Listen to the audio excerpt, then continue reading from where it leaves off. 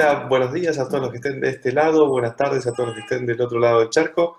Un placer estar con ustedes en un nuevo Eleven Pad Talks, en este caso para hablar sobre telefonía móvil, sobre fraudes y ataques a la telefonía móvil, así que sobre eso vamos a hablar. Tengo el placer de estar con Rames. Hola Rames, ¿cómo estás? Hola, buenos días, Claudio. Muy bien. Hoy tenemos un tema interesante con invitados interesantes. De hecho van a ser dos, no uno como normalmente, ¿no? Sí, efectivamente. Hoy tenemos dos invitados y además ambos muy interesantes. Bien, perfecto. Bueno, si te parece, Rames, vamos entonces al primer bloque que tiene que ver con el de las noticias, así arrancamos con el talk y con su estructura normal. Pues adelante, empezamos con las noticias.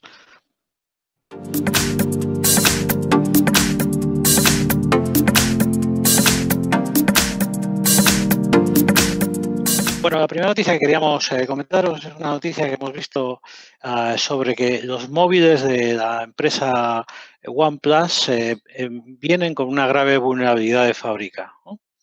En concreto, habla de que los últimos modelos de los móviles de OnePlus, ¿no?, vienen con una aplicación preinstalada llamada el Engineer Mode, ¿no?, que estaba destinada para que los desarrolladores de la marca durante la fabricación pudiesen confirmar, ¿no?, que el dispositivo funcionaba correctamente. Pero parece que la marca o la empresa ha pasado por alto y ha dejado esta aplicación activa, lo que está pudiendo provocar que cualquier hacker pudiese llegar y rotear ese dispositivo incluso sin tener el conocimiento el usuario que está utilizando el móvil. Así que si te ves en este caso, pues por favor consulta las noticias al respecto en la web de la marca y trata de desactivar esta aplicación para no poner el móvil en peligro. Lindo problemita. Yo tengo una noticia para contar que tiene que ver con un robo de tarjetas de crédito, de datos de tarjetas de crédito de una cadena, de una tienda muy famosa, es Forever 21, Forever 21, que bueno, ha tenido un problema y le han robado datos de sus usuarios, de las tarjetas con las que han pagado sus usuarios de varias tiendas. Lo llamativo del caso es que la gente de Forever 21 en el 2015 inició un proceso de cifrado de todas las comunicaciones con todas las terminales para implementar y evitar los robos.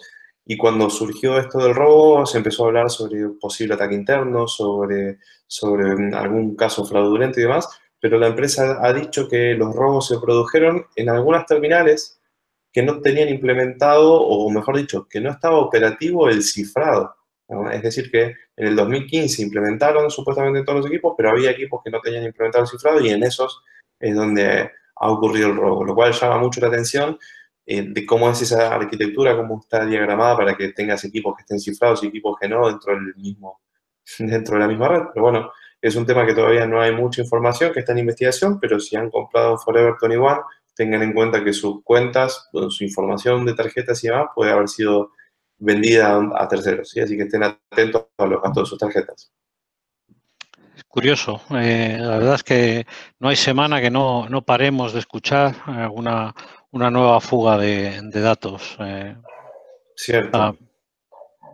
Bueno, y la última noticia que queríamos comentar es una noticia que está generando mucho ruido en España. Se trata de que la Dirección General de la Policía en España ha decidido suspender la firma digital en todos los DNIs electrónicos. Bueno, no en todos, en la última serie, ¿no?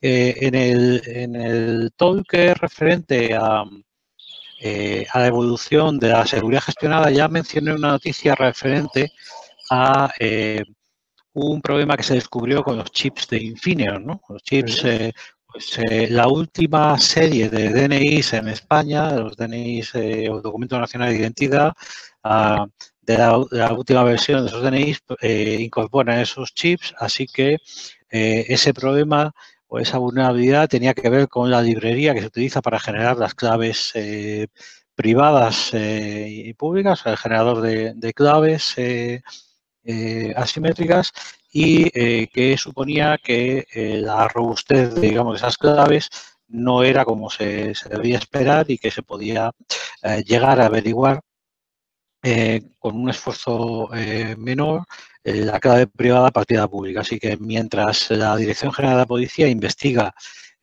un informe o esta vulnerabilidad que ha sido publicada por una universidad checa, pues ha decidido como precaución desactivar la función de certificado digital de todos esos DNIs, ¿no? Aquellos que empiezan por el número de serie ASG 160.000 en adelante, ¿no? Es decir, aquellos que habían sido emitidos desde el año 2015 en adelante, estos 2 últimos años, ¿no? Insisto que es una noticia que simplemente desactiva esa funcionalidad por precaución mientras se investiga el supuesto fallo y ver cómo afecta a los usuarios. Esto no impide que el documento se pueda seguir utilizando para autenticarse, sí para firmar, ¿no? Ni como documento de viaje, que sigue siendo perfectamente válido. Interesante, lindo problema. Pero bueno, Sí. yo tengo una última noticia que también quería compartir, que es un informe que ha hecho Kaspersky. Está no tanto por lo impactante del informe y demás, sino en realidad por lo sorpresivo, digamos, ¿sí? Porque ha hecho un informe sobre cuáles son los países más afectados por el phishing, digamos, o cuáles son los países que más phishing reciben en el mundo. Digamos, se han analizado una lista de todos los países y los 10 países que más ataques reciben, en el número uno, en el top número uno está Brasil, lo cual me llamó mucho la atención. Después están Australia, Nueva Zelanda y demás, pero en uno de esos lugares está Argentina, dentro del top 10 está Argentina, así que somos uno de los países que más phishing recibimos, por eso lo menciono, porque me pareció curioso. De hecho, hace unos años aquí había bajado bastante con el hecho de que nadie podía pagar en el exterior o las tarjetas de crédito no servían en el exterior y demás. No había tantos casos de phishing, por lo menos no con tema de banco, sí con redes sociales, pero bueno, hemos ascendido en el rating, así que estamos ahí. Normal, somos países costeros y tenemos que poder tener phishing. Muy Bueno, cierto, muy cierto. Bueno, si te parece, ya cerramos sección de noticias y vamos ahora con nuestros invitados, así arrancamos con el bloque principal del talk. perfecto. Pues arrancamos con el bloque.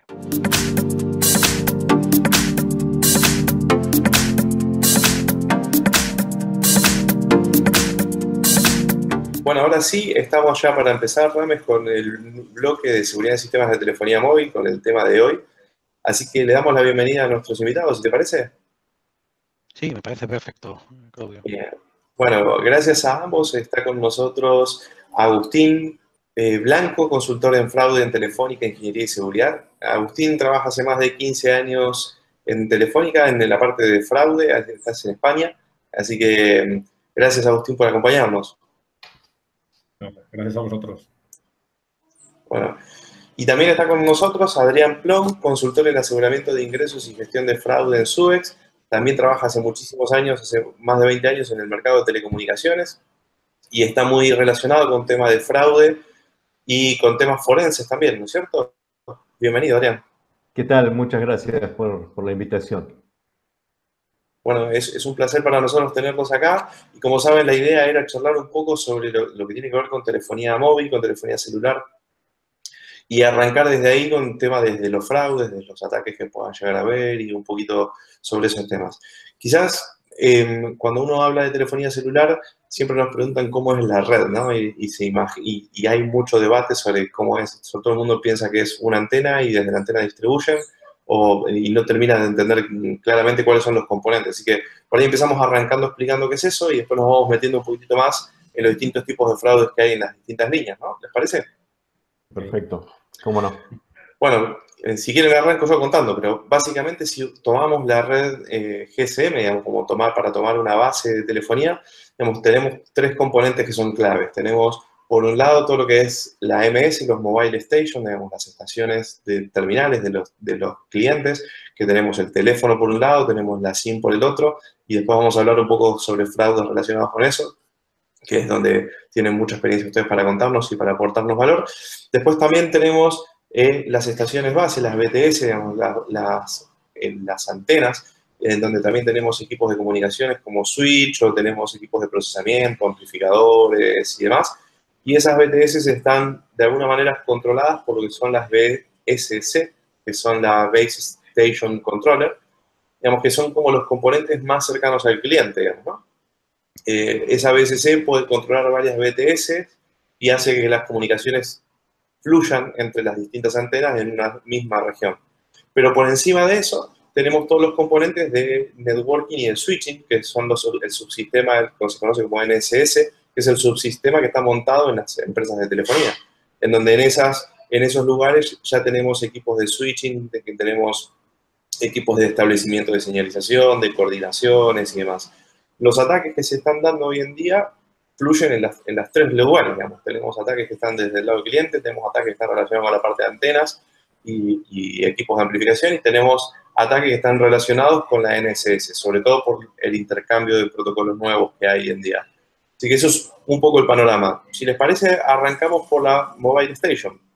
La Mobile Station es la de clientes, tiene dos componentes que son claves. Uno es el IMSI, digamos, y el otro es el email. Así que podemos arrancar quizás charlando un ratito sobre eso y tratando de definir, saber para qué se usan.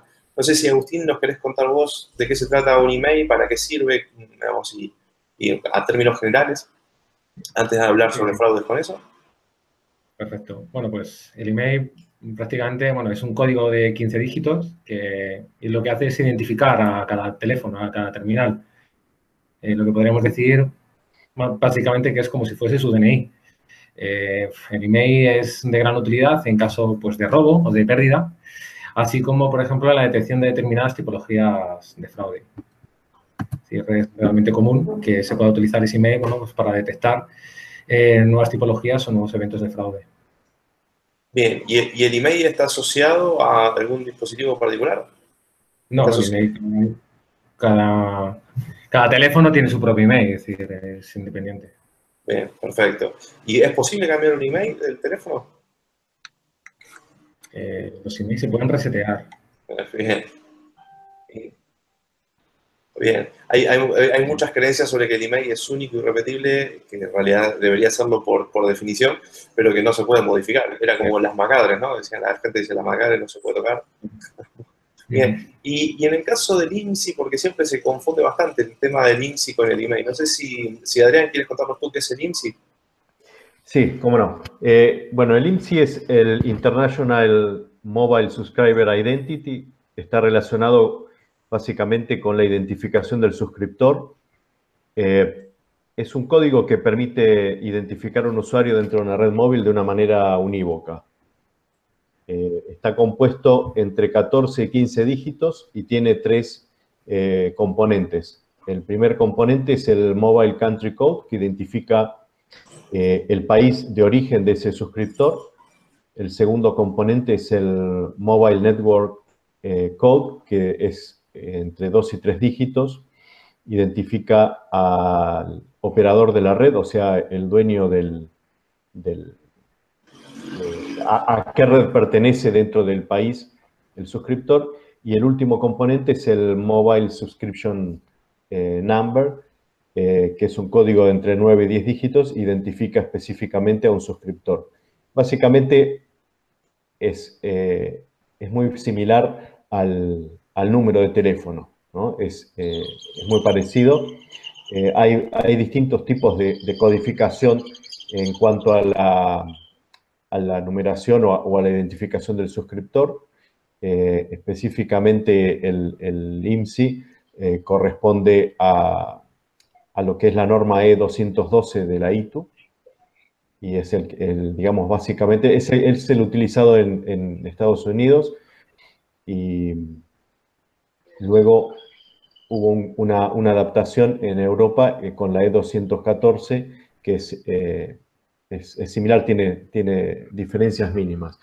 La idea del IMSI es poder identificar un operador cuando tiene un equipo conectado en su red, poder identificar si pertenece a su propia red o a qué otro operador pertenece, y en caso de que no sea un número propio, identificar con qué operador, a qué operador pertenece, para verificar si tiene básicamente acuerdos de roaming con el mismo, porque luego deberán poder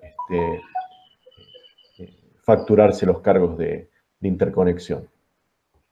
Perfecto, perfecto, me queda clarísimo. Y, o sea que con esos dos datos básicamente podemos identificar a una persona con un móvil, ¿no? O sea, tenemos el email que identifica el dispositivo que tiene y con el IMSI tenemos su número de teléfono y demás. Si el número de teléfono está registrado, digamos, él lo compró con su DNI y demás, podemos tener un dato más o menos de la persona que lo tiene. Pues, así es el IMSI específicamente lo que hacen las redes móviles cuando detectan, cuando analizan el IMSI, es identificar a qué operador de origen pertenece y hacer una consulta al HLR, que es la base de datos que tiene cada operador con sus suscriptores, y desde ahí se conecta y puede obtener información acerca de ese suscriptor, ya sea qué tipo de suscriptor es, si tiene determinados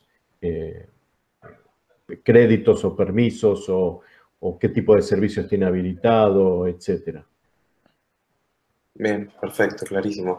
Existen también otros mensajes, otras siglas, que es USSD. Agustín, no sé si querés definir de qué se tratan los USSD. Sí, bueno, los mensajes USDD, bueno, son mensajes de texto, igual que los SMS. En este caso son de hasta unos 182 caracteres, más o menos. La característica principal es su velocidad de transmisión. Es en tiempo real y ya que no es un servicio de almacenamiento. A diferencia de los mensajes SMS, pues se necesita que el emisor y el receptor, en este caso, estén conectados simultáneamente. Este tipo de mensajes de texto suelen utilizarse para el envío de mensajes de texto entre el usuario y una aplicación o como medio de transmitir información o instrucciones por una red GSM. En definitiva, es una herramienta de gestión de transacciones y gestión comercial. Ejemplos, pues, noticias interactivas como datos bursátiles o noticias deportivas, ¿no? Son los que normalmente suelen utilizar este tipo de medios. Bien, en Chile lo he visto también para hacer la activación del teléfono o para activar determinados servicios implementados. También se utiliza para eso, ¿no? Exacto, y en bancos también utilizan este tipo de mensajes para notificarte saldos, movimientos, etc. Y en el caso, por ejemplo, en algunos países, como en Estados Unidos, que te mandan mensajes a los teléfonos para avisarte de que hay un huracán o utilizan este tipo de tecnología. Correcto. Ah, bien, Sí. me queda claro. ¿Y si yo quisiera mandar un mensaje USSD a otro dispositivo, podría hacerlo? No. O sea que solo el operador es el que puede utilizar esta red para enviar mensajes, esta tecnología para enviar mensajes. Nosotros somos solo clientes de esos mensajes. Exactamente. Bien, perfecto, me queda claro. Y ahora sí, ya teniendo un poco las tres definiciones básicas que están relacionadas con los mensajes, con la comunicación hacia los dispositivos móviles, me queda preguntarles cuáles son los tipos de fraudes más comunes. Vamos a ver qué es lo que más vemos normalmente. No sé si, Adrián, ¿querés contarnos vos? Sí. Antes me gustaría hacer una definición acerca de qué sería un fraude en telecomunicaciones. Perfecto.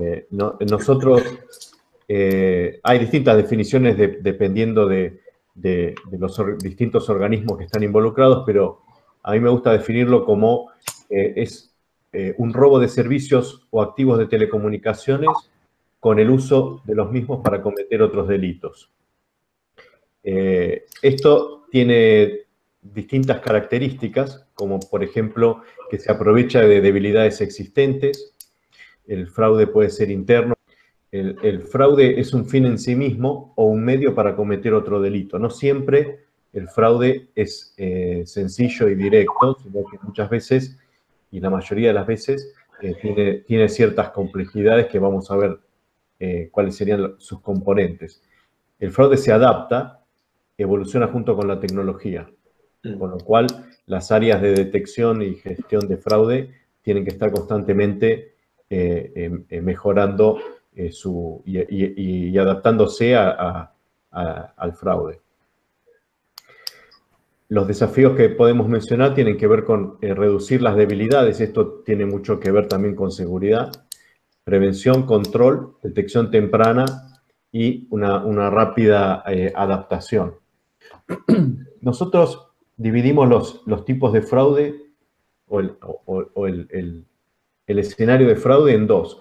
Por un lado, lo que mencionamos como métodos de fraude. Los métodos de fraude son cómo el defraudador accede a nuestra red. Esto tiene que ver con, por ejemplo, una suplantación de identidad o un hackeo de una PBX. Y por otro lado, el tipo de fraude. Eso está relacionado con cómo explota el defraudador este acceso. O sea, acá es cómo monetiza ese acceso. O sea, por ejemplo, generando llamadas a destinos IRCF o robando equipos, haciendo quizás, utilizando una tarjeta de crédito robada para acceder a una promoción de un equipo de alta gama y inmediatamente sacar ese equipo del país y venderlo en otro país. Ahí tenemos, por ejemplo, dos componentes, ¿no? Por un lado, el fraude de suscripción y por otro lado, el robo de equipos.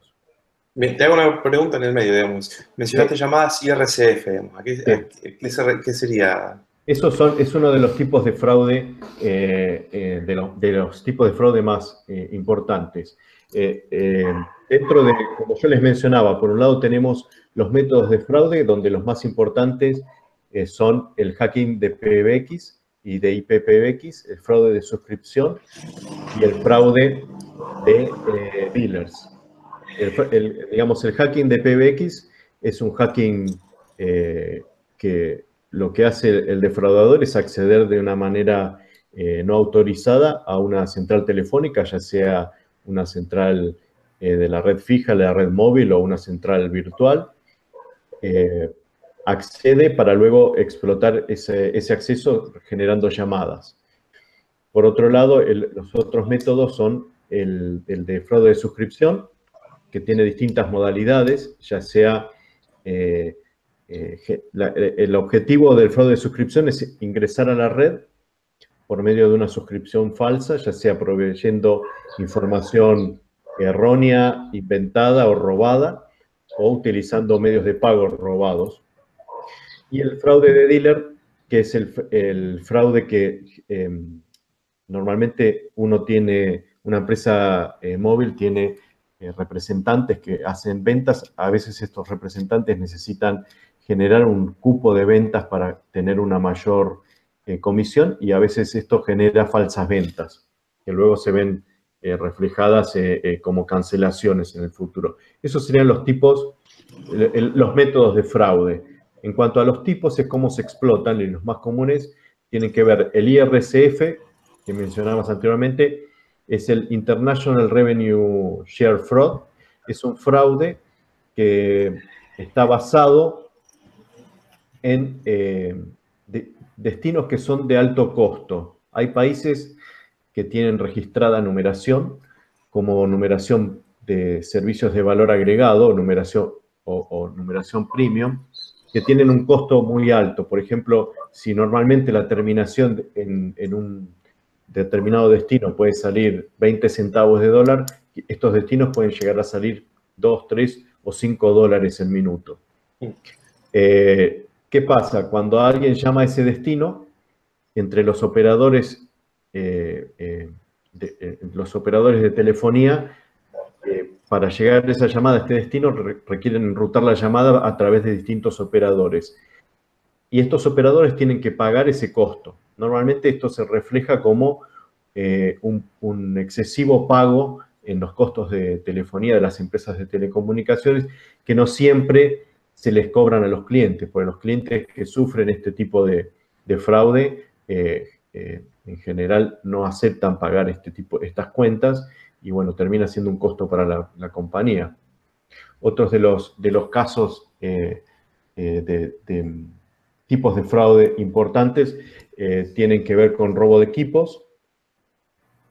Esto está relacionado mucho con lo que es suscripción. Cuando se genera la compra de un equipo con una tarjeta de crédito robada, ese equipo normalmente se saca del país para venderse afuera porque se sabe que el operador local va a intentar bloquear el acceso al mismo por medio de la inclusión del email en una lista negra, por ejemplo. Entonces, normalmente se suelen vender afuera. Y otro de los tipos de fraude importantes es el bypass.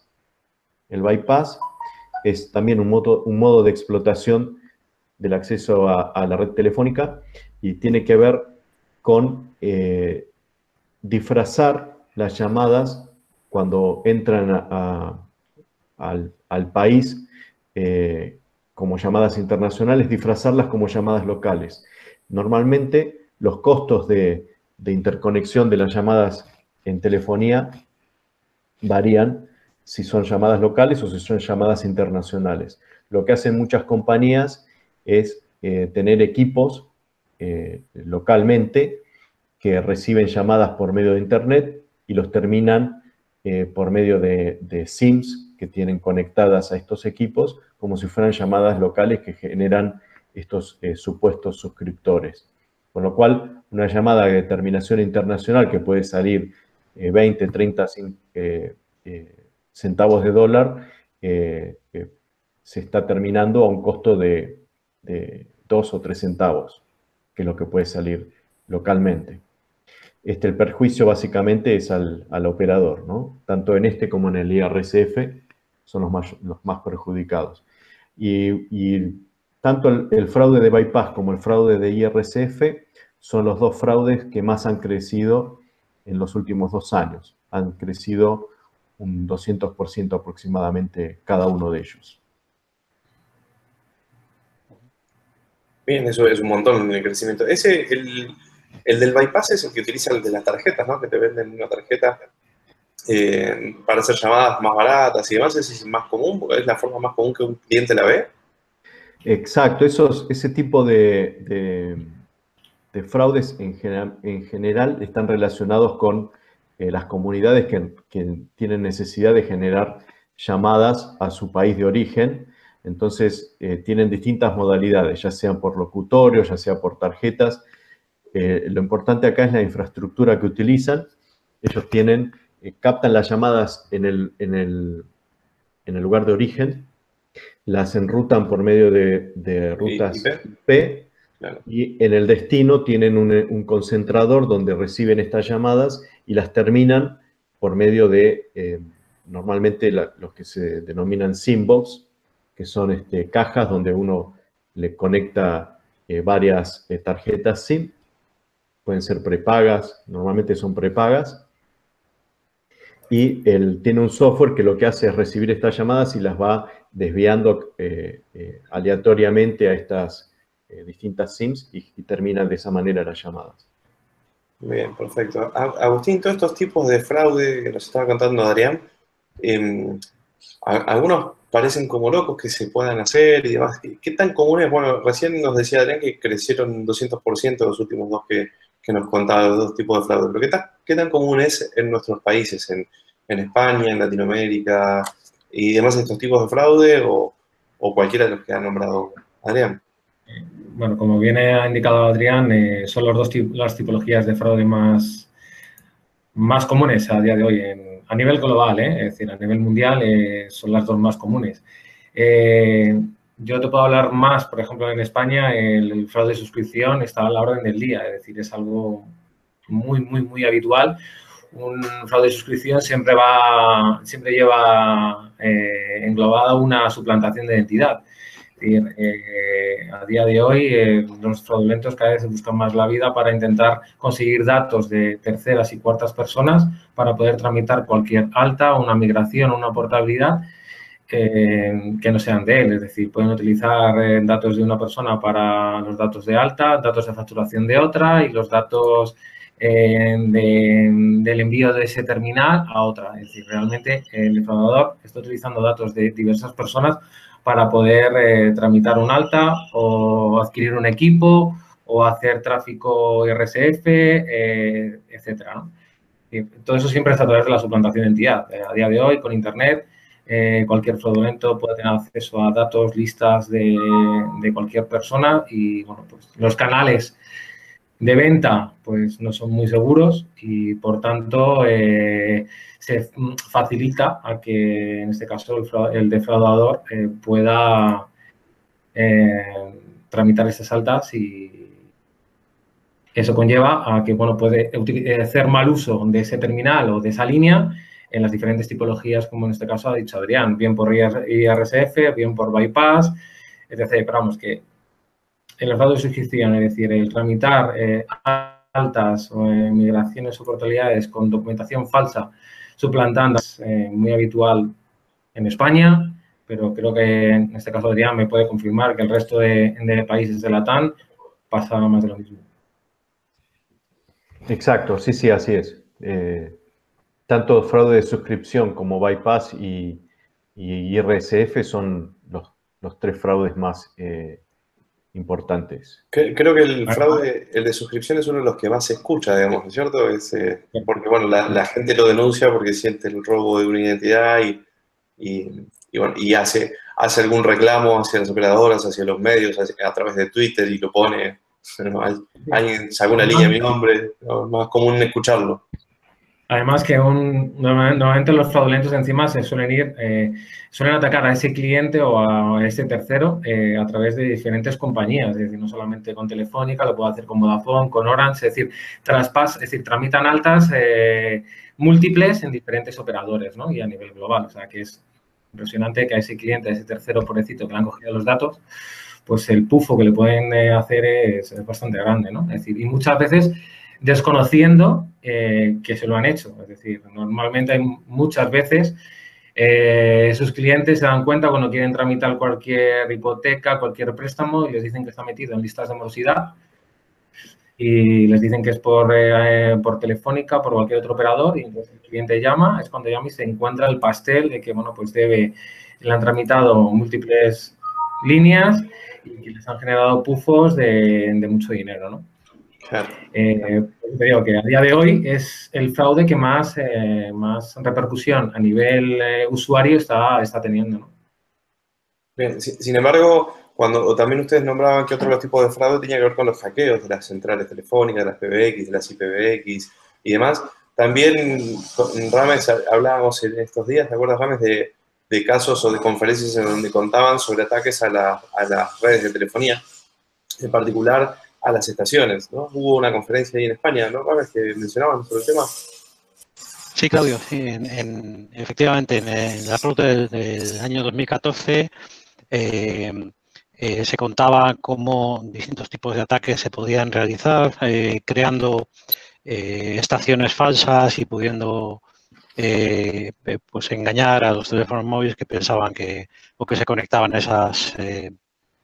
esas estaciones y realizando esos ataques a partir del robo del email del dispositivo, ¿no? Bueno, de hecho, sabes que en las últimas conferencias de hacking se habla mucho sobre los ataques a las redes de telefonía celular, aunque la tecnología LTE lo ha complicado bastante. O sea, antes, cuando recién arrancaba GSM y demás, el montar una estación falsa y tomar las señales de los teléfonos era más normal.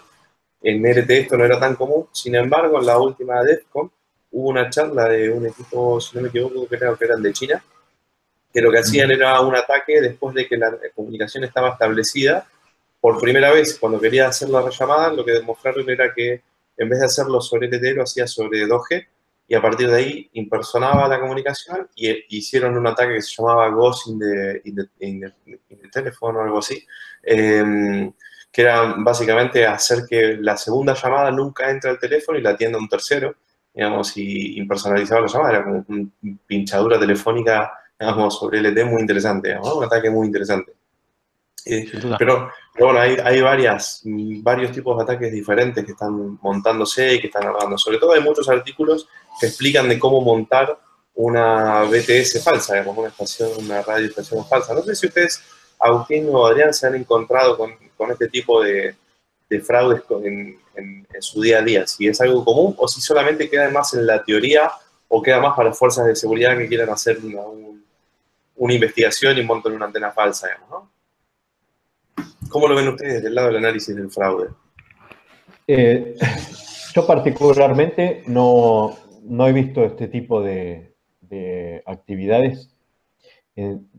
Entiendo por la complejidad técnica de implementarlas, no es algo muy común, y creo que tampoco es algo que se divulgue demasiado, ¿no? Son ese tipo de escenarios donde se tratan de ocultar o de minimizar para evitar que se repliquen. Pero sí, no son los más comunes. Son más costosos, ¿no? Y son más costosos, requieren más tecnología, más conocimiento y en general también requieren de algún tipo de conocimiento interno de la infraestructura de la red. En este tipo de casos es difícil que alguien de afuera, a menos que sea alguien de alguna agencia de seguridad o que tenga determinado equipamiento específico, normalmente hay alguien interno que participa o que da la información o un proveedor de los que... En particular, sabes que estos ataques los montan con la Hack RF, que son equipos de radiofrecuencia y demás, simulando ser una antena para interceptar una región muy corta. Creo que esto de la complejidad técnica es un factor clave para que no se vea tanto, digamos, ¿no? Porque primero tienes que tener una Hack RF que cuesta $600, $500 por ahí. Segundo, que lo tienes que saber configurar, digamos, entonces tienes que utilizar equipos antenas como para tener una buena ampliación de señal, lo cual... yo creo que eso es un punto clave. Si bien hay varios artículos que mencionan y demás, yo por lo menos no lo he visto nunca como un ataque real. Sí lo he visto más en laboratorio, más de bichos raros como nosotros haciendo pruebas y montándolo para ver y jugar un ratito, pero nunca lo vi como un ataque real, digamos, sobre todo porque en ese escenario en donde tú metes una antena, se conectan un montón de teléfonos que están en la zona, digamos, ¿no? Entonces es como extraño, porque si quieres analizar a uno, tienes que analizar muchos, no sé si cientos de teléfonos que están alrededor molestando. Por eso lo veo poco común, pero quería preguntarle a ustedes si lo habían visto, o sea, si les había pasado, tocado analizar algún caso por ese lado, o no. Más que nada, no es un fraude tan común. No es un fraude tan común. De todas maneras, como bien ha dicho también Adrián, el fraude interno también existe, es decir, el facilitar internamente desde la compañía cualquier dato, en este caso, es decir, cualquier dato, es decir, favorece todo este tipo de ataques más costosos o que tengan más dificultades técnicas, también se puedan hacer. Es decir, claro, el fraude interno también existe, ¿sabes? Claro, claro. Una pregunta que me quedó en el tintero sobre el tema de las listas negras, ¿no? Eso es un gran debate. La lista negra, se supone que si hay una lista negra, es un teléfono que yo estoy subiendo de vuelta a la línea con el email, está en todas las listas negras de todas las operadoras de telefonía. ¿Es correcto la interpretación?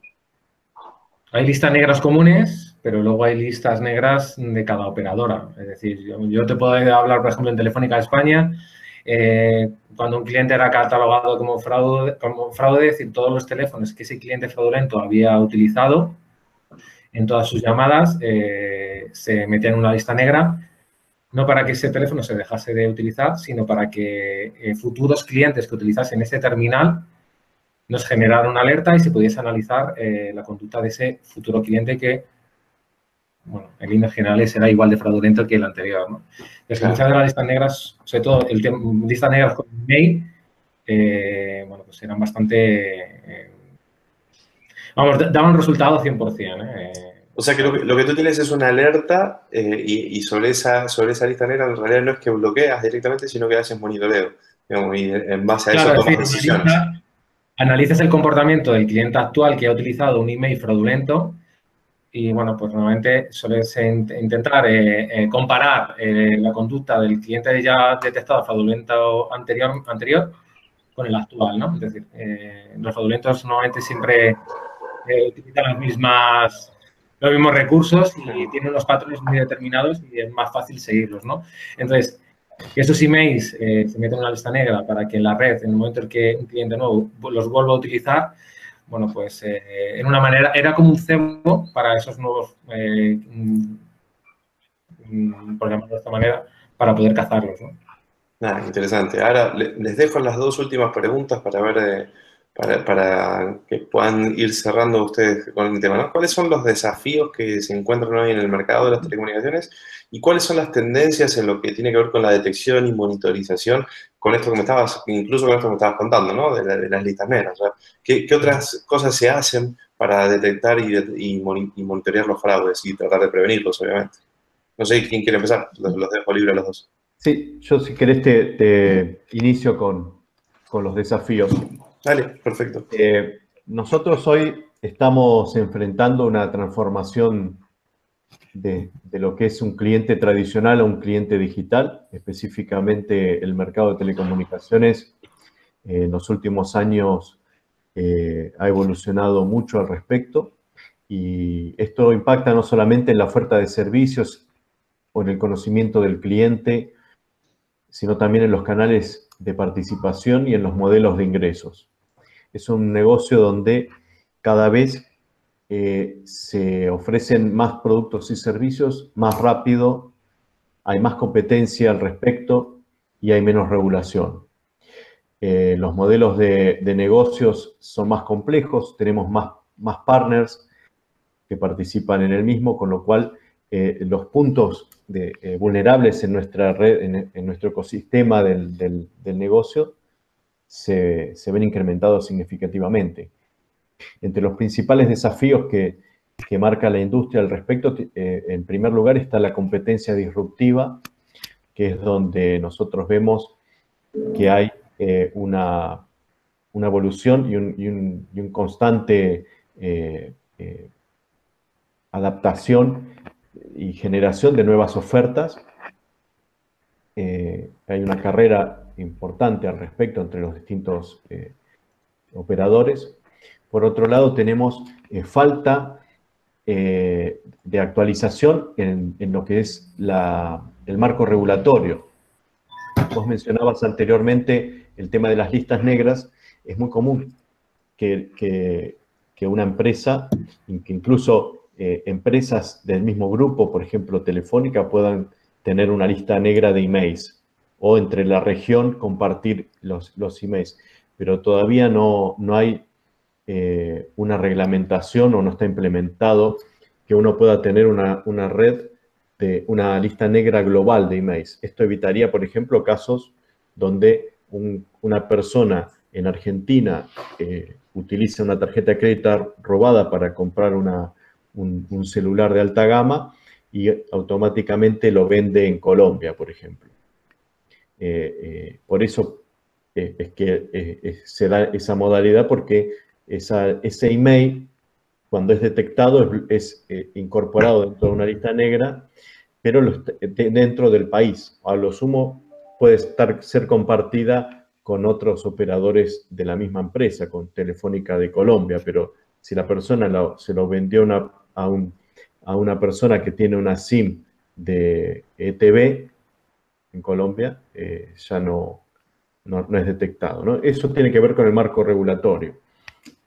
Hay muchos desafíos al respecto y las características, digamos, que nosotros como gente que trata de evitar este tipo de cosas, tenemos varios factores que nos impactan. Por un lado, cada vez es más fácil que un suscriptor se incorpore en mi red, se facilita no solo el ingreso, ya sea por canales, por ejemplo, por la web, o que tengan facilidad para adquirir nuevos servicios o ampliar su red de productos por medio de aplicaciones, por ejemplo. El ecosistema de partners del negocio también se ve bastante más complejo. Hay proveedores de contenido, proveedores de servicios, proveedores de aplicaciones, etc. Luego, la multiplicidad de transacciones que genera un suscriptor ha sido incrementada significativamente, con lo cual el monitoreo también se hace más complejo. Y por último, el desafío está en poder identificar patrones de comportamiento anómalos dentro de nuestros suscriptores, y eso tiene que ver con el perfilamiento que podamos hacer sobre el comportamiento de los mismos para poder identificar cualquier desvío en el uso normal de su historia de consumo y poder ser más proactivos. Eso es un poco los factores que vemos como desafíos. Agustín, no sé si quieres contarnos algo de la parte de tendencias o algo que quieras agregar. Sí, bueno, las tendencias, bueno, en este caso te hablo de tendencia de Telefónica un poco, bueno, pues tendencia que, bueno, podría llevar cualquier operadora, ¿no? Pues es un poco la de ofrecer un servicio que ayude a prevenir, que identifique y que resuelva casos de fraude en tiempo real. Es decir, bueno, nosotros que sean en tiempo real. Es decir, siempre en base a un modelo de gestión de fraude global. Creo que es muy importante, ¿no? Que integre múltiples puntos de control e inteligencia procesable y que se pueda adaptar incluso a sistemas internos de la organización. Nosotros, en nuestro caso, bueno, pues la cuarta plataforma, ¿no? Es decir, todo eso unido, bueno, pues eso es un poco la tendencia a la que quiere ir de Telefónica, ¿no? Para ello, bueno, pues nuestro modelo, el modelo de Telefónica, hace hincapié en 4 puntos que creemos que son fundamentales, ¿no? Uno de ellos sería, bueno, pues analizar todos los factores de riesgo en conjunto y no solo en forma aislada, ¿vale? Como hasta ahora se estaba haciendo, para poder determinar y gestionar el riesgo, ¿no? Y el impacto real del fraude. Otro punto, bueno, pues sería un poco alinear la gestión del fraude con los objetivos de negocio, ¿no? Es decir, unificando, bueno, pues los planos estratégico, táctico y operativo, ¿no? Y muy importante también, bueno, pues crear un entorno convergente, es decir, unificar todos los elementos de riesgo, es decir, la parte fija, la parte móvil, la parte de televisión, ¿no? Es decir, que todos estemos, toda esta parte esté unida y no como ahora que se está analizando de manera independiente, ¿no? Y por último, bueno, creo que también es muy importante es apoyándonos siempre no solamente en información y esquemas de fraude propios, sino también en patrones de ataque afines, es decir, relacionados con el sector de la actividad, ¿no? Y en patrones de ataque colaterales, es decir, asociados con los agentes involucrados en sus procesos de negocio. Es decir, todo esto, bueno, pues es un poco a lo que queremos llegar, ¿no? Próximamente. Quería aprovechar y preguntarle si había algo que los usuarios podamos hacer para tratar de evitar ese fraude, ¿no? O realmente dependemos prácticamente de los servicios que prestan las operadoras. No, depende del tipo de fraude. Muchas veces hay casos como el phishing, por ejemplo, donde uno puede adoctrinar a los suscriptores para que tengan determinado cuidado, ¿no? Pero hay otras cosas que ya están más del lado de la empresa de telecomunicaciones y no depende tanto del suscriptor. Yo creo que a nivel usuario, sobre todo es evitar proporcionar datos personales como hacemos. Creo que el concepto de seguridad a nivel usuario no lo tenemos muy identificado y, bueno, pues solemos dar y facilitar datos en páginas web, etc., bueno, pues muy fácilmente, ¿no? Y esto nos hace muy vulnerables. Creo, es decir, muchas veces organismos oficiales ya de por sí publican listas, etc., los fraudulentos captan, pero sí, bueno, sí, nosotros creo que sobre todo hay que identificar a nuestros interlocutores antes de facilitar nuestros datos, ¿no? Que muchas veces facilitamos los datos sin saber quién está detrás de esa página web que nos está solicitando, por ejemplo. Pues por mi parte, sin más, simplemente agradeceros la participación. Ha sido muy instructivo y adicionador. La verdad es que hemos aprendido mucho sobre el fraude en telefonía y en las empresas de telecomunicaciones. Y nada, pues agradeceros y esperamos veros en futuros talks. Claudio. Gracias a vosotros y ha sido un verdadero placer. Cuando queráis. Gracias a ustedes. Sin problema. Gracias. Estamos a disposición para cualquier consulta. Les agradecemos muchísimo. Es un placer haberlos tenido. Y bueno, nosotros, Rames, seguimos con el próximo bloque que tiene que ver con las herramientas. Así que seguimos con las herramientas y luego continuamos con el programa.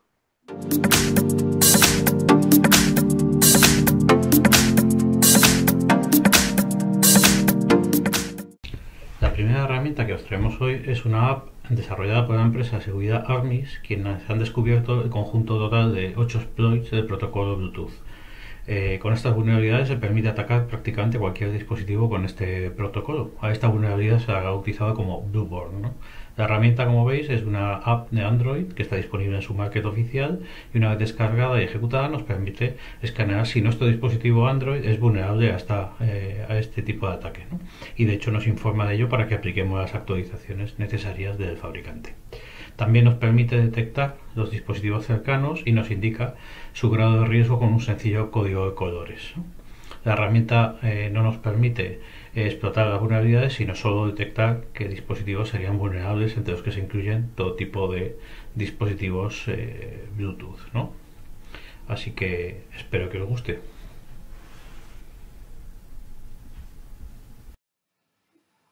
En esta oportunidad quería compartir con ustedes una herramienta o un set de herramientas de Nearsoft. Nearsoft ha desarrollado muchas herramientas para Windows que van desde Windows 2000 hasta Windows 10, o sea, en todas las versiones, que tienen diferentes funcionalidades, algunas de control sobre lo que pasa sobre la red, otros sobre los procesos, otros sobre las contraseñas, sobre el caché de los navegadores y demás.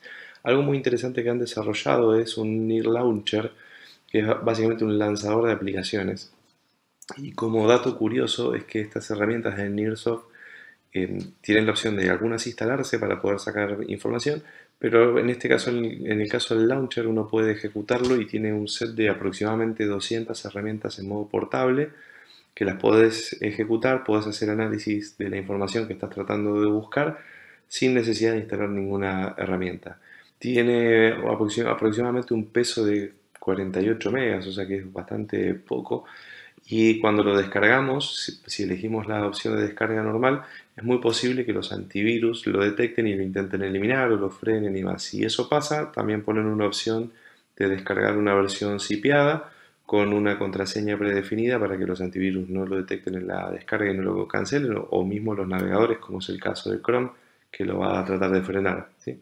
Pero bueno, una vez descargado, lo único que queda hacer es ejecutarlos. En este caso, para poder ejecutarlo de una manera controlada, lo vamos a hacer sobre una máquina virtual, que aquí la tenemos. Como ven, tengo la carpeta ya descomprimida, por lo cual puedo acceder a ella y puedo ver todo el set de herramientas de Nearsoft. Aquí las tenemos, que son un montón. Y como ven, el peso de cada una de estas herramientas es realmente casi nada, son un par de cajas cada una. Si elegimos una, por ejemplo, estas de Chrome, puedo ver Chrome Cache View. Le doy ejecutar, la herramienta es muy sencilla, inmediatamente me lee todo lo que se haya visto dentro del Chrome, que haya navegado, y puedo ver todo el caché de mi navegador y puedo acceder a cada uno de estos archivos y de hecho puedo ver información sobre la URL exacta, cuál es el nombre del archivo, cuándo fue la última vez que se accedió, con qué tipo de servidor dio la respuesta, cuál es el encabezado que se utilizó, cuál es la longitud de la URL, etc. Info bastante interesante a la hora de hacer un análisis sobre navegación, sobre qué es lo que pasó, incluso da datos de los servidores que han respondido y demás. Así como tengo esta para Chrome, también tengo la opción de ver las cookies, y si le doy doble clic al Cookie View, aquí tengo todas las cookies que están relacionadas con el Chrome, con cuándo fue creada, cuándo expira, cuándo fue la última vez que fue accedida, etcétera, etcétera, y puedo ver las cookies de todos los sitios por los que estaba navegando con este navegador, ¿sí? Siguiendo un poquito con algunas de las herramientas, puedo ver algunas que están relacionadas con el control de la red de mi equipo, con cPorts, todos los puertos que están siendo utilizados en este momento, por qué tipo de aplicación está siendo utilizado, en qué tipo de protocolo, qué tipo de puerto, etc. Le puedo dar doble clic a cualquiera de estos y me da información extra, como por ejemplo el estado, si está en escucha, si está conectado, etc. Cuál es la dirección local, cuál es la dirección remota a la que se conectó, con qué puerto se hizo esa conexión, y tener bastante información sobre quién fue el creador del file o de la aplicación en particular que estoy utilizando para conectarme. Pero para puertos y para manejo de comunicaciones no es la única aplicación, también tenemos algunas otras, como por ejemplo una que se llama Network Traffic View. Vamos a buscarla, aquí le damos doble clic, y ahí me dice exactamente ya en un formato más simple, me dice tipo de versión, IPv4, de qué IP a qué IP se está conectando, cuál es el puerto de origen, cuál es el puerto de destino, etcétera, etcétera, y de hecho más información, como cantidad de paquetes que se han enviado, los resets que se han enviado, los contadores, etcétera. También puedo hacer lo mismo con procesos, tengo herramientas para hacer monitoreo de procesos, tengo herramientas para ver perfiles de los usuarios creados, entonces puedo saber cuál es el perfil de un determinado usuario, a qué grupos pertenecen, puedo saber cuál es su user seed, puedo saber datos de cuándo fue creado ese usuario a nivel local. Hay una aplicación que me permite ver los cambios sobre una carpeta, por ejemplo, Folder Change View, le doy doble clic a esta, me permite elegir una carpeta, yo elegí esta donde está la foca Open Source, le pongo que quiero que la monitoree, y fíjense que ahora no hay nada, pero si yo abro esta carpeta y aquí adentro genero una nueva carpeta, ahí me indica que se generó, en el contador me dice que se ha creado una nueva carpeta.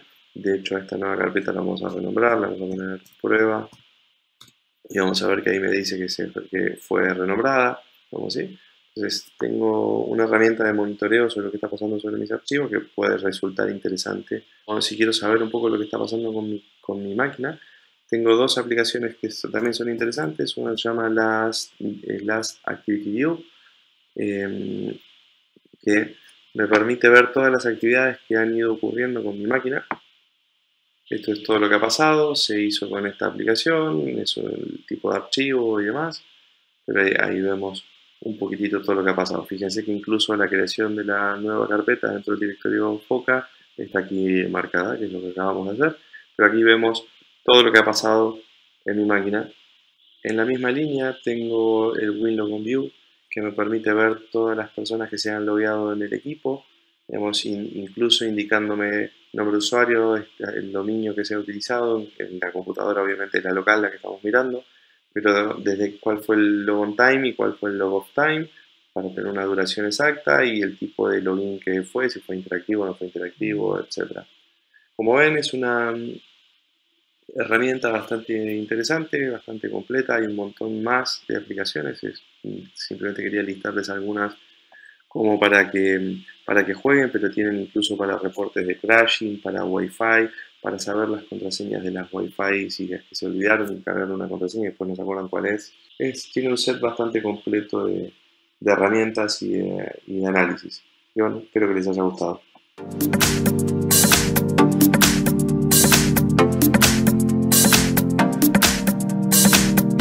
Muy bien, pues espero que os haya gustado y simplemente